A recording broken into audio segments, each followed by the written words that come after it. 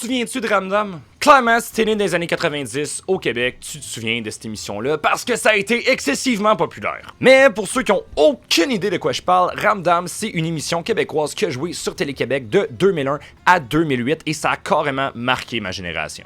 Dans cette émission-là, on suit la famille L'Espérance Laporte-Carpentier, une typique famille reconstituée du début des années 2000 au Québec. C'est pas le genre d'émission qui avait vraiment beaucoup d'action, on faisait juste vraiment suivre les activités quotidiennes de la famille au jour le jour. Dans la famille, on retrouve le père Claude L'Espérance qui est nouvellement veuf avec ses enfants Magali, Marianne, Simon et Nathan, ainsi que sa nouvelle femme Victoria Laporte et ses enfants Manolo Laporte-Carpentier ainsi que Célina Laporte-Carpentier. Le premier épisode ever de la série qui s'appelle Le Jour J commence quand les deux familles emménagent dans la même maison. Fait quoi, c'est quand même bien du monde dans une maison, d'où le titre Ramdam, j'imagine. Puis pour vrai, je pense qu'il n'y a pas une émission québécoise qui m'a plus marqué que Ramdam, puis je pense que c'est avec raison. C'est une des séries qui a montré au grand public vraiment beaucoup d'acteurs et de stars québécoises qu'on voit encore aujourd'hui, notamment Marie-Lou Wolfe qui jouait Marianne, ou Maxime Desbiens-Tremblay qui jouait Manolo, ou encore la version adulte de l'Antivax qui jouait le Matou. En plus, côté écriture, mais ça a été écrit, entre autres, là, parce qu'il y a eu beaucoup d'auteurs, par François Havard, qui est un des auteurs québécois que je respecte le plus. Il écrit super bien, puis ça m'a quand même surpris de savoir qu'il avait travaillé sur Ramdam. Sur l'autre jour, avec ma blonde, on parlait de Ramdam parce que c'est une émission qui l'a vraiment marqué aussi, puis ça me tentait d'aller lire un peu sur les acteurs, sur l'émission, parce que autant qu'il y a des acteurs qui ont été mis sur la map avec cette émission-là, il y en a beaucoup qu'on voit juste plus aujourd'hui, donc je me demandais il était rendu où. Puis j'ai réalisé qu'avoir de l'information sur Ramdam, aujourd'hui en 2023, c'est pas nécessairement une chose full facile. Tu sais, d'habitude, ce que tout le monde fait quand on commence à chercher de l'information, c'est d'aller sur Wikipédia, puis même Wikipédia a pas vraiment beaucoup d'informations. Il y a même pas le nom de François Havard du tout. Genre, ce qui est quand même un peu weird, considérant que c'est un gros auteur au Québec, fait que son nom est même pas sur la page. Ils ont sorti des coffrets DVD pour Ramdam, mais c'est pas tous les épisodes. Ils ont juste fait les saisons 1 à 4, puis encore là, ils ont sorti ces coffrets-là comme 6 ans après la diffusion originale. Puis en plus, c'est pas tous les épisodes qui sont sur ces coffrets-là. Dans chacun des coffrets, ils ont uniquement sorti les 20 meilleurs épisodes de chaque saison. Les 20 meilleurs épisodes, parce que par saison, il y a 100 épisodes de Ramdam. 100 épisodes. On va revenir à ça un peu plus tard, mais 100 épisodes dans une saison, c'est beaucoup.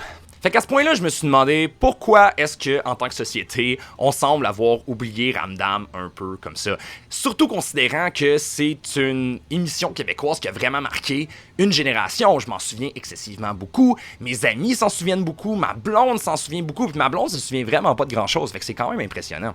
C'est pas comme s'ils avaient juste fait une saison et que ça avait été populaire. Non. En 7 ans, ils ont sorti 8 saisons, 785 épisodes. C'est énorme! 785 épisodes! C'est quasiment Dragon Ball Z! En moins bon parce que t'entends pas genre 2 dudes crier pendant comme 40 épisodes. Là. Mais ouais, si on veut savoir pourquoi on a oublié Ramdam, la seule vraie façon de le savoir, c'est en écoutant Ramdam. Donc, je me suis tapé les 100 premiers épisodes de la série au complet, soit la saison 1, juste pour voir si ça avait bien vieilli. Puis, oh my god! Quel show insane! Ramdam, c'est un show qui s'appuie énormément beaucoup sur ses personnages pour rendre la série intéressante. Parce que comme j'ai dit tantôt, c'est pas nécessairement l'intrigue qui nous faisait revenir à chaque semaine, on fait juste suivre la vie quotidienne d'une famille. Les personnages dans la série sont excessivement colorés et ont d'énormes personnalités. Par contre, c'est vraiment très difficile de s'identifier à eux. Le personnage de Manolo, joué par Maxime Desbiens-Tremblay, doit clairement être le personnage le plus populaire de la série. Genre, récemment, je me suis acheté une bière de micro de je me souviens plus trop quelle brasserie, qui s'appelait Manolo. Donc, ouais, assez populaire le dude. Tu sais, Manolo, il était edgy, il était emo un peu, il avait ses chaînes, il tripait sur le médiéval. Puis, c'était vraiment à la mode, ça, au début des années 2000, pour ceux qui le sauraient comme pas. En plus, il jouait de la batterie, il était dans un van, il était vraiment cool, il était baveux. Donc, je pense que c'est pour ça que Manolo est devenu plus populaire que les autres personnages dans la série. Par contre, c'est le jeune avec les pires valeurs ever. Dans l'épisode 3 gars, 3 filles, Manolo essaie de construire un bolide, genre une petite voiture de course qui doit descendre comme une pente, pour une compétition avec son demi-frère Simon et Antonin Mongeau, l'ami de la famille. Leur but, c'est de construire une petite voiture qui, une fois qu'elle va descendre une pente, va devoir aller plus loin ou quelque chose comme ça que le bolide construit par Célina, la sœur de Manolo, ainsi que son ami Pénélope. Mais là, les 3 gars, ils font fuck all du temps, ils font juste manger des biscuits puis ils pensent que ça va être facile. Mais là, ils réalisent que Célina et Pénélope, qui ont actually travaillé, ben, leur bolide il est meilleur. Of course. Donc, quand Manolo réalise que s'il veut gagner la compétition, il va devoir travailler, il déclare... Mais là, qu'est-ce qu'on va faire? Moi, c'est pas compliqué, j'abandonne. Mais quelle bonne leçon de vie donnée par Manolo, hein? Bravo, mon petit chou. Quand ça vient trop difficile, quand tu penses que tu vas perdre, no way, tu ne perds pas, tu abandonnes en place. No way que je vais me ridiculiser en perdant, j'aime mieux abandonner. On s'entend que Manolo, c'est le genre de jeune qui rage quit dans une game de Call of Duty, là. Dans un autre épisode, Le crime de Manolo, Manolo y appelle à l'école en imitant son père Denis pour motiver son absence, juste dans le but de manquer un examen d'anglais, parce qu'il n'a pas étudié. Sauf qu'on apprend un petit peu plus loin quand même dans l'épisode qu'il était prêt pour son examen, ce qui est quand même un peu weird. Puis là, ça, comme tel, ça a pas l'air si pire. Tu sais, je pense qu'il y en a d'autres qui ont déjà fait ça dans leur vie. Moi, j'ai déjà fait ça. Sauf que l'affaire, c'est que même si Maxime Desbiens-Tremblay a l'air d'avoir comme 15 ans dans l'émission, le personnage de Manolo a 10 ans! À 10 ans, si t'es down d'appeler à l'école, de te faire passer pour ton père pour motiver ton absence dans un examen d'anglais, t'es weird! T'es vraiment weird! Avec ce genre d'attitude-là, tu t'enlignes en esti pour être un maniaque plus tard. En plus, dans un autre épisode intitulé Métro Impro Trio, on doit leur donner leurs titres, sont quand même très originaux. Dans l'épisode, Manolo décide de mettre un bandana rouge pour aller à l'école le matin. Là, ça a pas l'air si intense que ça, mais tout de suite, son père Denis lui dit « Non! » Porte pas ça, parce que ça, c'est l'emblème de la gang du bout de la ville, qui est comme une genre de grosse gang de rue clairement basée sur les Bloods. Mais Manolo, en tant que petit personnage bum, décide de quand même mettre ce bandeau-là, puis il s'en va se promener dans le parc, là où la gang du bout de la ville se tient, juste pour aller vraiment les écœurer.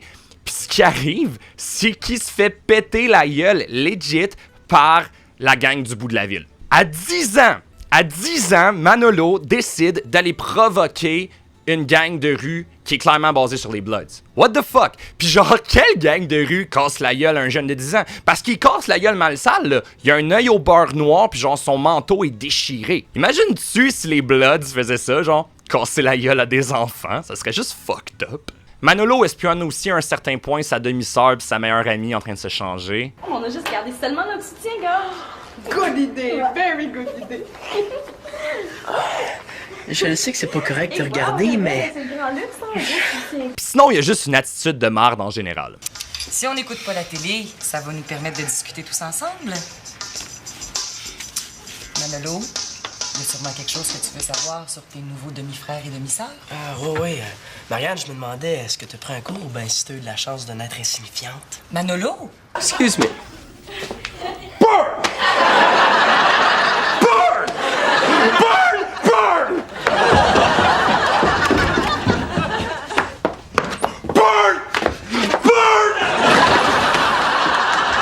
Mais bon, je sens qu'il y en aurait vraiment beaucoup à dire sur Manolo, parce qu'on s'entend que ça, c'est juste la saison 1. Je pourrais parler pendant des heures. Et je veux quand même parler d'un autre personnage, donc let's move on. Il y a aussi Nathan, qui est vraiment cool dans la série. Nathan, c'est le plus jeune de la famille, c'est l'enfant à Claude. C'est pas explicitement dit dans la série, ok, genre pas pantoute, mais... il y a clairement un petit handicap. Genre, ils s'en servent pas. C'est pas quelque chose qui est vraiment mis de l'avant dans l'émission. Mais quand tu les écoutes toutes back-à-back, les épisodes, tu réalises qu'il y a quelque chose d'un peu spécial avec Nathan. Le nombre de choses wack qu'il fait juste dans la saison 1, c'est vraiment intense. Comme no joke, je sais pas si c'était voulu, mais il y a tellement d'indices qui montrent que le jeune a des problèmes cognitifs. Comme si c'était pas voulu, guys, vous avez vraiment bien écrit un personnage handicapé sans le vouloir, genre. Par exemple, dans un épisode, il décide qu'il change son nom de Nathan à Mufasa. Oui, fucking Mufasa dans le Roi Lion, là. Long vie au roi. Puis quand ses parents lui parlent, il refuse de répondre tant et aussi longtemps qu'ils l'auront pas appelé Mufasa. Nathan, passeras-tu la confiture, s'il te plaît? Voyons, Nathan, je te parle. La terre appelle Nathan. La terre appelle Nathan. Nathan, Magali t'a parlé. Qu'est-ce qu'il y a? Mon petit crapaud bougonne? Attends un petit peu. Mufasa? Oui? Genre, t'imagines-tu si ton kid te faisait ça? Sinon, le matin, il mange ça. Qu'est-ce que tu manges? Un hot dog matin. Puis pour dessert, il mange ça. Tiens, c'est ton sundae avec des olives noires et des biscuits soda concassés. Arc. Puis dans un autre épisode, c'est juste comme un petit peu dit que je pense qu'il va voir un spécialiste pour ses problèmes cognitifs. On aurait besoin de l'ordinateur. Moi aussi, j'en ai besoin. Je joue. Oui, mais moi, c'est pour faire quelque chose de bien important. Moi aussi, jouer, c'est important. C'est bon pour mon développement psychomoteur. Ton développement psychomoteur. Tu sais même pas ce que ça veut dire. C'est pas grave. Je sais que j'en ai besoin. Genre ça, c'est un esti de gros indice, genre. Ça a dû être voulu, genre. J'espère que c'était voulu. Hey guys, je suis en train de faire le montage, puis y a un autre bout, dans le fond, de Nathan que je voulais inclure dans la vidéo, mais je réussissais pas à le retrouver quand j'ai écrit le script. Mais là, en faisant le montage, je l'ai retrouvé. Ça montre vraiment aussi que je pense qu'il était dans une classe particulière pour les enfants à besoins particuliers. Puis ça doit pas être tous les enfants qui te crient des noms? Non, juste bol de sucre pis petit pas beau. Qui? Bolduc pis petit beau, je les appelle de même. Ils ont des beaux surnoms, eux autres. C'est toi qui as trouvé ça? Bol de sucre, c'est moi qui l'ai trouvé, mais petit pas beau, c'est pas moi, c'est Lézard. Lézard. J'imagine que c'est pas son vrai nom, lui non plus. Ça serait pas plutôt Lessard? Non, c'est Tremblay, mais on l'appelle de même parce qu'il fait toujours ça avec sa langue. On s'entend que Lézard est comme un peu spécial.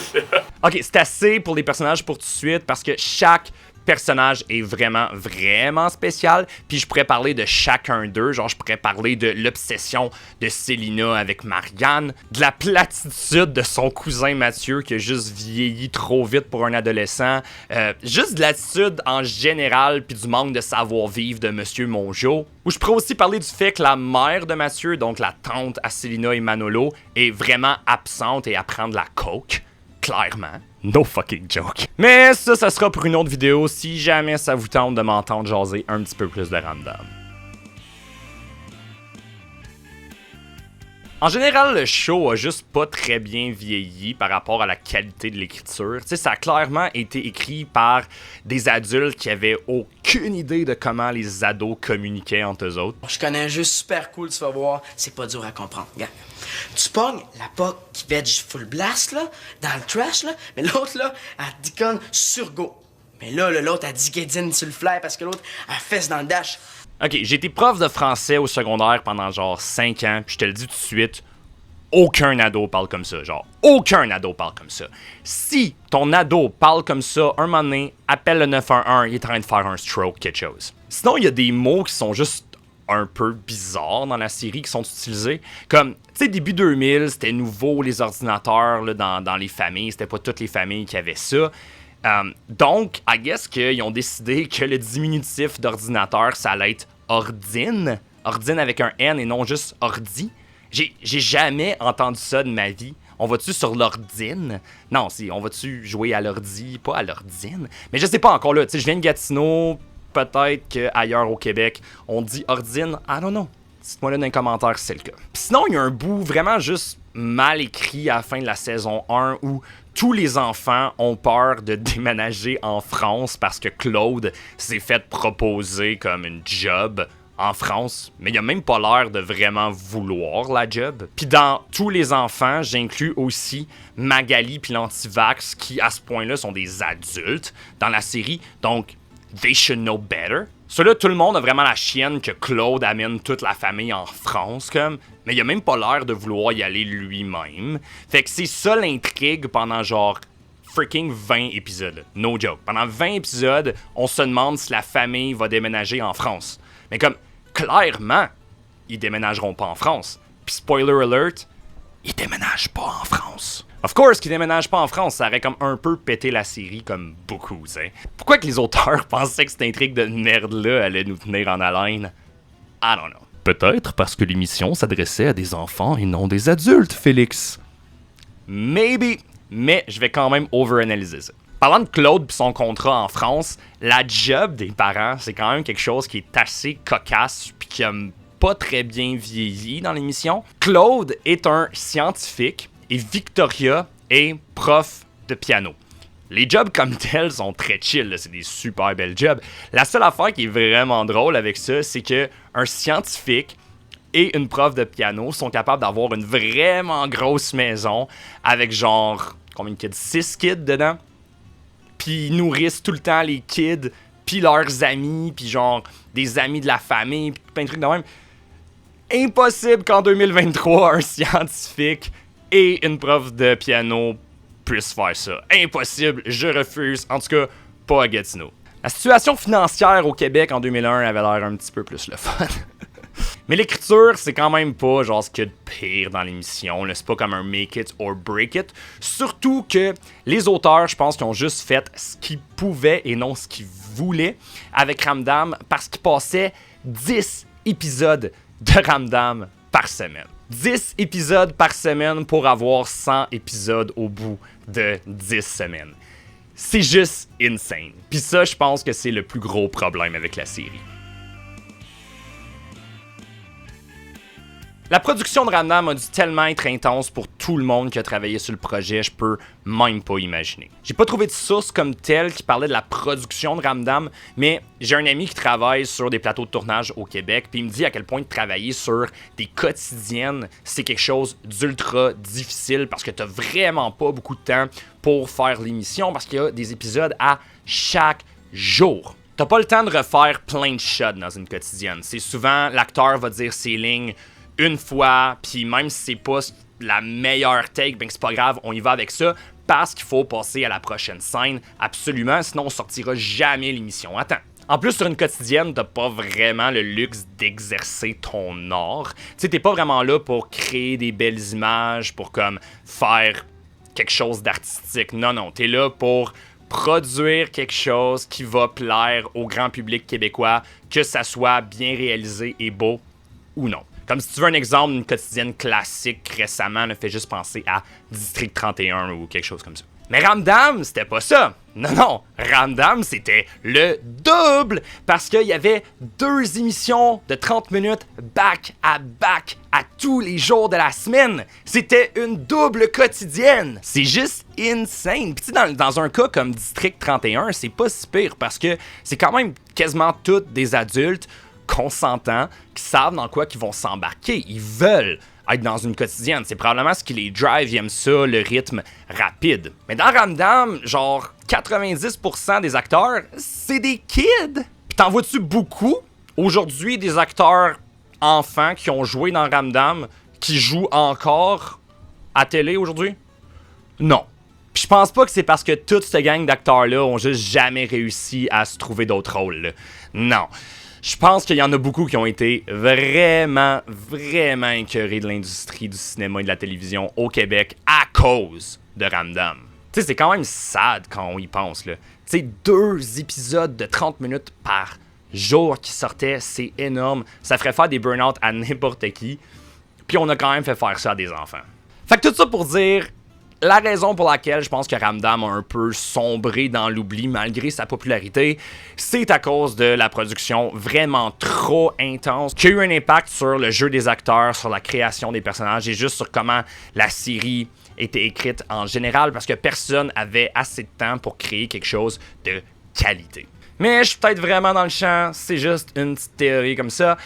Mais dis-moi donc dans les commentaires, c'est quoi tes meilleurs souvenirs de Ramdam? Si jamais ça te tente que je parle de d'autres épisodes, de d'autres saisons de la série, dis-le moi aussi, ça me ferait plaisir de me taper une autre saison de ce show fucked up là. Mais bon, on se revoit bientôt dans une autre vidéo. Un gros merci d'avoir regardé et à la prochaine.